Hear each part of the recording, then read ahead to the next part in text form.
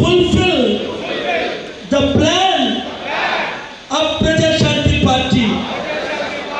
Praja Shanti Party is the only party can bring hope to our great nation of India.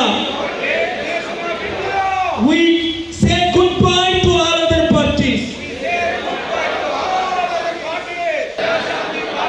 ఈ రోజు చేరుతున్నాను Praja Shanti party ద్వారా